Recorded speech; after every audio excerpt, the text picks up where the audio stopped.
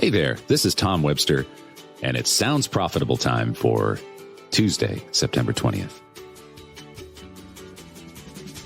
Bit of a twofer today. This week, I've distilled some short thoughts about what I've learned in podcasting as I enter my 18th year in the space and prepare for, hopefully, many more years to come. But first, a little contrary thinking about one of the main disadvantages of podcasting. A number of years ago, I gave a keynote speech about the people podcasting had yet to convert, those who were familiar with it, or at least with the term, who had not yet listened to a podcast. Now, this potential audience gave a number of reasons for not trying the medium, including not having an app on their phone that allowed them to listen to podcasts. And for those of you who chuckle at this, I'll remind you of all the Android users out there and the connotations of the pod part of the word podcast. Some also indicated that they believed they had to pay for podcasts, and that's the unfortunate term subscribe, which is finally starting to get rinsed out of the medium in favor of follow, or that they couldn't find anything they were interested in.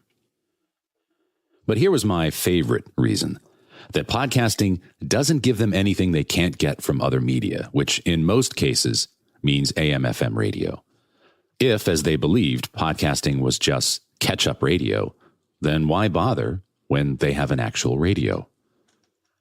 The common and logical response to this would be to educate prospective listeners about all of the wonderful things you can get through podcasts that you simply can't get on the radio. In fact, public media aside, the average commercial radio station in America has devolved into a very limited set of commonly available syndicated options: news, sports, conservative talk, and personal finance. Is this all there is? The podcaster says nay. I can tell you as a veteran of consumer insights, however, that it is deucedly hard to make people want a thing that they are unfamiliar with. This puts the would-be advocate for podcasting in an untenable position, guessing the exact type of content you could recommend to a non-listener that would flip the switch for them and change their behavior. Recommend something new and different, and you might not catch their fancy. Recommend the type of thing they're already listening to, and, well, why bother? One of the things I like to do when confronted by a marketing challenge like this is to think about the circumstances under which a supposed disadvantage, podcasting doesn't give me anything new, might actually be an advantage. This kind of flexible thinking sometimes leads to real breakthroughs in strategy and messaging. And it turns out there is indeed such a way to think about this limitation of podcasting in light of some dramatic shifts in how we listen to audio. I spent the last 7 years or so working with the share of ear data from Edison Research, and Sounds Profitable continues to be a client to that service, which remains the only single source measure of all forms of audio in America. One of the most obvious trends in that data since the project's inception in 2014 is the gradual decline of AM/FM radio content as a percentage of our total audio listening. Used to be over half, and now it's a little more than a third. Some of that decline is certainly related to product. The commercial load of the modern AM/FM music station is simply non-competitive to the variety of ad-free or ad-light streaming music services available. But the product is not the sole reason for the decline. In fact, it might not even be the primary reason. Share of ear tracks the percentage of total audio time that Americans 13 plus devote to various forms of audio, but it also tracks the allocation of that time across all of the various devices that we use to listen. The dominant trend of these data is the gradual rise of the mobile device, which has directly cannibalized the time that we spend listening to audio on a traditional broadcast AM/FM receiver. Back in 2015, 47% of the audio that we listened to came from an AM/FM radio, and 20% came from a mobile device. But today, that's almost tied. It's 34% with a traditional radio, 32% with a mobile device. Americans are very, very close indeed to a true shift in how we listen to audio.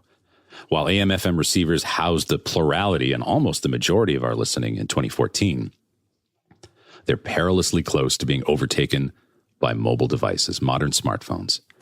This flip is highly likely to happen within the next year, if not the next quarter. And I'm certainly not the only person to write about this, but radio has as much of a hardware problem as it does a software issue. Other than in your car, it's getting harder and harder to even buy a broadcast radio receiver or something that has one. Some mobile phones do offer radio tuners, but Apple has famously rebuffed all attempts by radio lobbyists to include one in the iPhone. And so, as you might guess, AM/FM's share of ear on mobile devices is comparatively quite small indeed. In fact, today that share is markedly smaller than the share allocated to podcast listening on mobile devices. Back in 2015, the share of time spent listening on a mobile device was 8% AM/FM radio content, 7% podcast content. Today, 7% AM/FM content and 12% podcast content. Now, I could very easily turn this into a Radio is Doomed podcast, but two things are true. One, some of the biggest operators in podcasting are at heart broadcast radio companies, playing very competitively in the podcast space as a means to diversify their portfolios. Second, while the eye is drawn to the increase in podcasting over the last 8 years, including a spike in 2020 from the lockdown, you should also observe what happened to AM/FM's share of mobile device listening over that same span of time. And the answer is nothing. It was 8% in 2015. It's 7% today. I mean, it's wobbled a bit, but statistically, it's actually flat over the last 8 years. Podcasting's growth on the smartphone has not been at the expense of AM/FM radio. In fact, if you take the share of audio listened to on mobile devices as flat and the share of all listening on mobile phones as having increased by over 50% in the last 8 years, that means the total amount of AM/FM audio consumed on mobile phones has also grown substantially, right? Perhaps not enough to offset the decline in listening via broadcast receivers, but at the very least, it would suggest that AM/FM content on mobile devices isn't necessarily less viable today than it was in 2014. So let's take this back to the podcasting objection that I started this podcast with, that podcasting doesn't give you anything more than what you could get on the radio. Under what circumstances would that be an advantage and not a disadvantage? The answer, when you don't have access to a radio. I've written and spoken extensively about how podcasting continues to lag with Americans 55 plus, both in terms of podcast listening and podcast creation.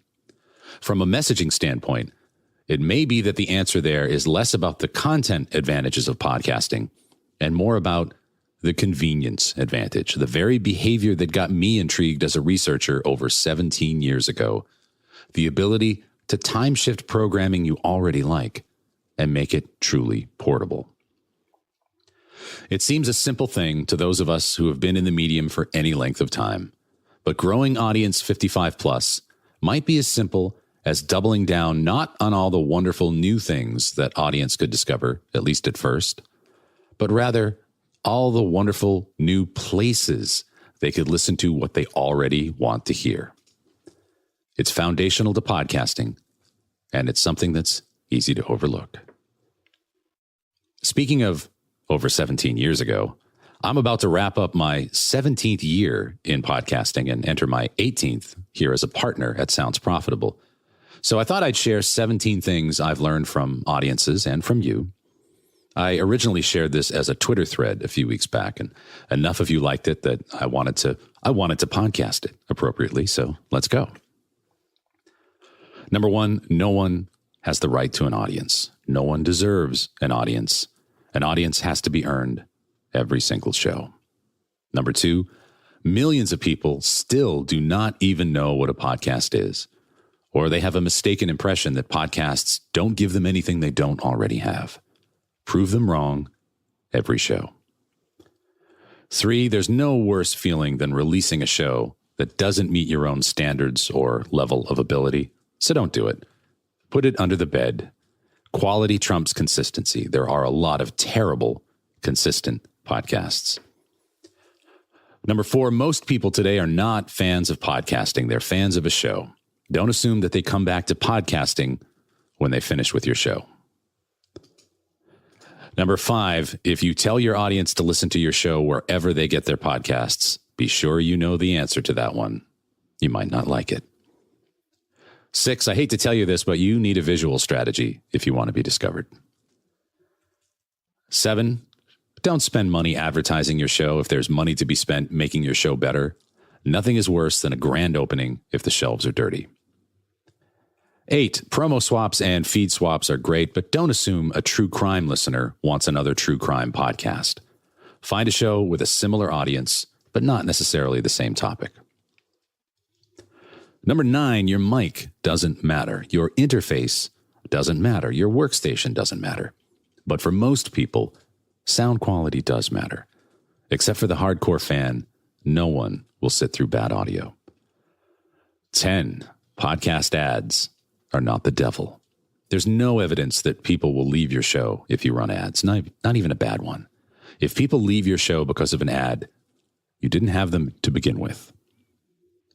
11, for someone to add your show to their media diet, something else has to go. What is that? And can you message around that?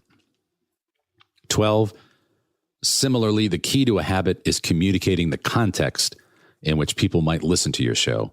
Otherwise, they'll just fit it in whenever, which translates to not very often. 13, use audience feedback, but carefully. Find ways to add value in exchange for feedback. And if your show is shrinking, the people listening have less to tell you than you think. Number 14, the most underutilized way to market podcasts is in the offline world. Where are your listeners when they're receptive to your show? Urinal cake advertising in sports bars is better than Twitter for a sports show. 15, your content should challenge, entertain, or come from genuine expertise. Hopefully 2 of those 3, but I'll settle for 1. 16, 2 dudes rapping about the Cubs is not a podcast. It's a cry for help. Build a show. Your competition isn't another Cubs podcast. It's TikTok. And number 17, your audience is a direct reflection of your show. Mean-spirited emails, snarky voice feedback, haters. Think about how you attracted them. As I enter my 18th year in this wonderful medium, here's a bonus thought. Lift people up. Be kind. Think about what would make someone's show even better and not what's wrong with it. And I hope I'm around with stats and jokes for another 18 years.